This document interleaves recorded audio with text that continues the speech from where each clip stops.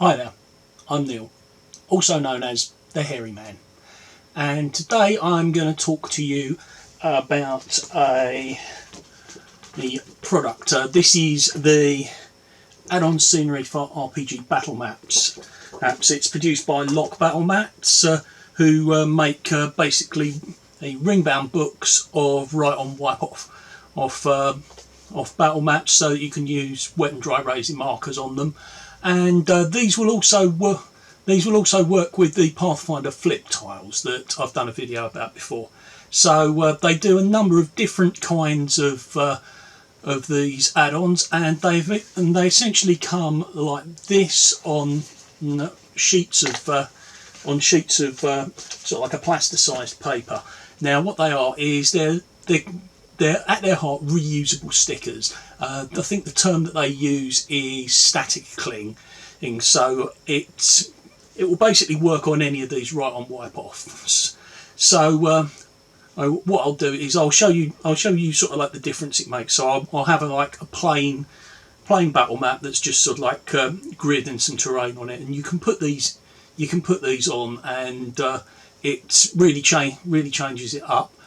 So it makes things a lot more customizable, because obviously the disadvantage with the pre-printed battle maps is, you're limited to what terrain was printed on them at the time. So with these you can change things up. You can put maybe some walls, some terrain features and stuff in, and as you can see when I put it up here, I suppose, it really does change it up. I mean, there are some things that I'm not 100% with. It's a case of, let me just find this here quickly. They do make some really nice spell effects. So you can see here no prizes for guessing what that big one is. So yes, I can see make the spell effect markers, but I don't understand why they've put in a spell effect marker for Fireball, for example, because obviously Fireball's an instantaneous thing. It's not something that has to remain on the battle map. So I can see Wall of Fire, Spirit Guardians, Spiritual Weapon. I'll come on to the Spiritual Weapon in a moment, trust me. But I don't see the point of having stuff for things that are just there instantaneously, like Fireball or Lightning Bolt. So without further ado, let me just move on to an example of why I don't understand this. Right, so you've made your way across the battlefield, and you see that there's like a chasm with fire in it, and a number of priests of broken parts of the temple, and across from you can see some abominations that you've never seen before or in your life. One of them is a 5-headed hydra, but it's a goose. And the other thing is it's like a chest that walks along on hands, with a grasping hand out the front, trying to feel around blindly to try to grab people, to rip and to tear. Okay, so I've seen your initiative scores, and it looks like Cut Price Gandalf, you're up first. What do you do? Right then. Well, I take a look and see the situation that we're in, and I realise that it's rather dire. So I reach into my voluminous robes and I pull out some bat guano and I slap it in my palm. I perform a number of arcane gestures, and I throw out a fireball.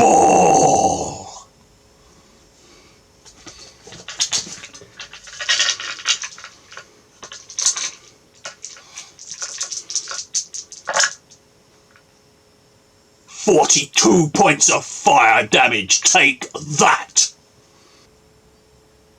Right, okay.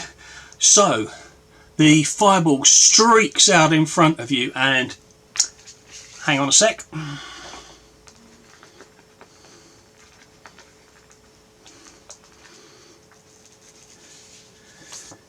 Right, just got to move these guys off for a second.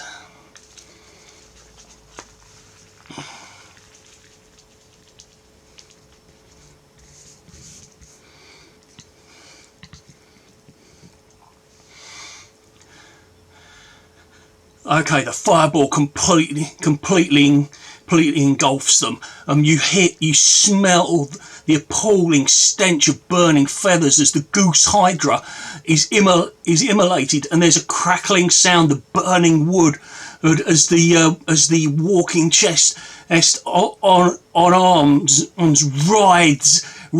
writhes about. You would hear it scream, but it has no mouth.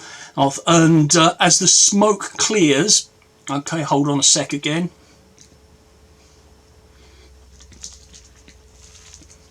You see, they're really easy to peel on and off.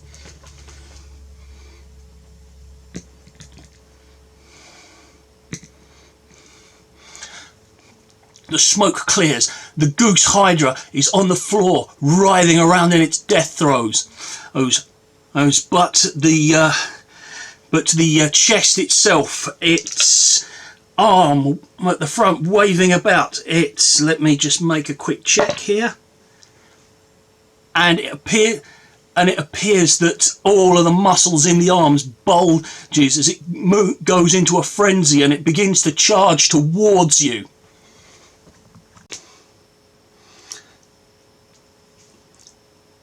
I'm not sure I understand.